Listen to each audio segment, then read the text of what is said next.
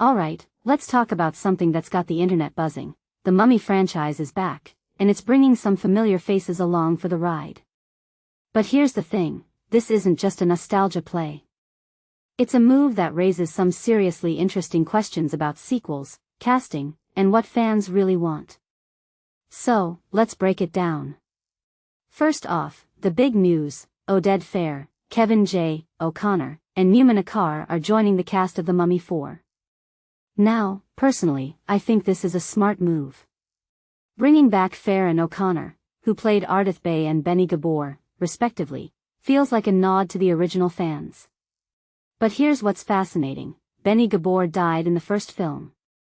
Eaten by scarab beetles, no less. So, how are they bringing him back? Is he undead? A flashback? A clone? This isn't just a plot point, it's a meta-commentary on how franchises handle character resurrection. It's like the filmmakers are saying, hey, we know you love these characters, but we're not afraid to get creative with their return. What makes this really interesting is the broader trend of reviving old franchises. The Mummy isn't the first, and it won't be the last. But what sets this apart is the return of Brendan Fraser and Rachel Weisz. In my opinion, their involvement is the real litmus test for whether this sequel will work. Fraser, especially, has had a career resurgence lately, and his return feels like a victory lap for fans who've been rooting for him. But here's the kicker: according to the directors, Fraser and Weisz only signed on because they loved the script.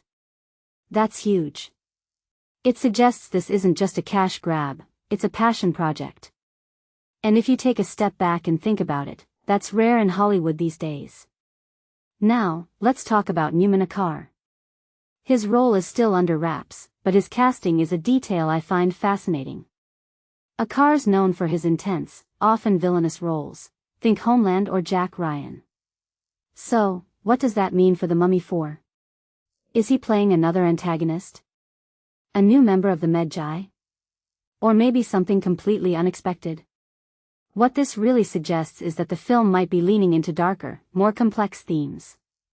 And that's exciting because the original Mummy films were always a mix of adventure and horror. If the sequel can strike that balance again, we could be in for something special. But here's the bigger question: can The Mummy 4 live up to the legacy of the original films?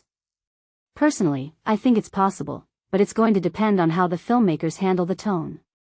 The first two Mummy movies were this perfect blend of action, humor, and supernatural thrills.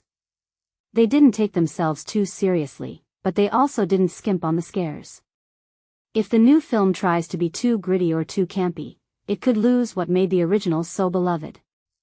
One thing that immediately stands out is the director's promise that the film will be beautiful and scary and sweeping. That's a tall order, but if anyone can pull it off, it's Matt Bettinelli-Olpin and Tyler Gillett. Their work on Scream and Ready or Not shows they know how to balance tension with fun. What many people don't realize is that reviving a franchise like The Mummy isn't just about bringing back old characters, it's about recapturing the spirit of the original while adding something new. And that's where the commentary gets really interesting. Are we just nostalgic for the late 90s and early 2000s, or is there something timeless about these stories?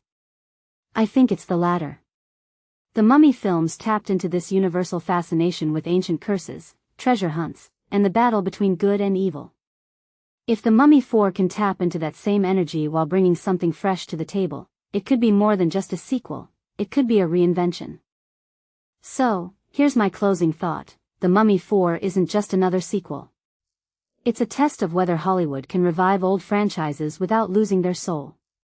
With the original stars returning, a promising creative team, and a willingness to take risks, I'm cautiously optimistic.